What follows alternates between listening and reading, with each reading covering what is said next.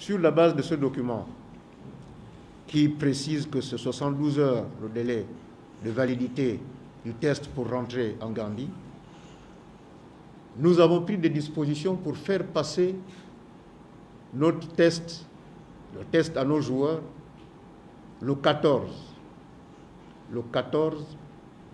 novembre 2020, pour voyager le 15 novembre. Donc du 14, 15, 15, 16, ça fait 48 heures, notre test était valable. Quand nous sommes arrivés à l'aéroport, je dirais la police nous a reçus. Normalement, on nous a distribué des fiches de police à remplir, parce que c'est encore la pratique là-bas.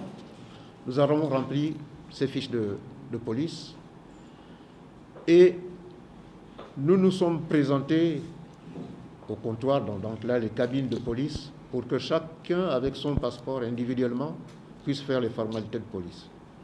Et c'est à ce moment-là que est arrivé un monsieur de blanc vêtu qui est passé de cabine en cabine. Nous, on ne sait pas ce qu'il donnait comme consigne aux policiers qui étaient à l'intérieur. Et le policier de nous dire, bon écoutez, on fait les formalités, mais passez, vous laissez le passeport ici, allez attendre au hall. C'est ce que tous les passagers de la délégation gabonaise ont exécuté. L'ambassadeur du Gabon, qui est basé à Dakar, est venu nous attendre à l'aéroport, et nous accueillir à l'aéroport. Dans son plan qu'il a fait avec les précurseurs, il était question que nous fassions passer les joueurs en premier pour que les joueurs aillent dans le bus et rentrent rapidement à l'hôtel et que les officiels, la presse et les autres pouvaient suivre. Curieusement, ce monsieur, de blanc vêtu, chauve comme moi, a ramassé tous les passeports et est allé les enfermer dans une pièce à côté.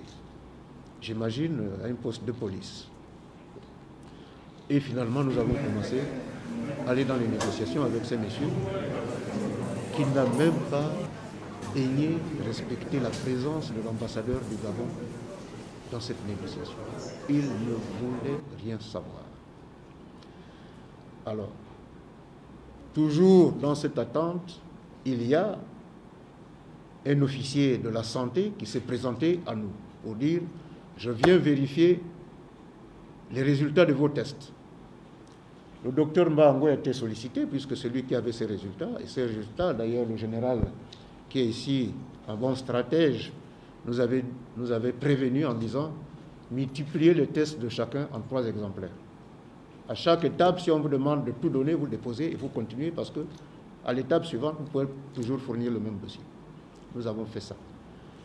Le docteur Mbango a remis tous les résultats à cet officier de santé qui a regardé tous les dossiers les uns après les autres, les résultats. Et la seule observation qu'il a pu nous faire, c'est de dire vous avez passé ces tests-là à quelle heure? Parce que l'heure n'est pas marquée sur les résultats. Nous lui avons dit non, mais c'est la date qui compte. J'imagine très compréhensif, ce monsieur. Il a remis tous les tests au docteur Mbango et il est parti. Ce qui n'a pas, c'est que le même monsieur en blanc, n'a pas apprécié. Il s'est un peu emporté contre le monsieur et le monsieur est parti. Quelque temps après, il est revenu avec 2 autres, avec des chasubles, qui viennent nous dire, bon, nous sommes venus, nous sommes de la santé, nous sommes venus vous faire passer le test Covid. Nous avons dit non, votre propre texte gouvernemental ne l'autorise pas.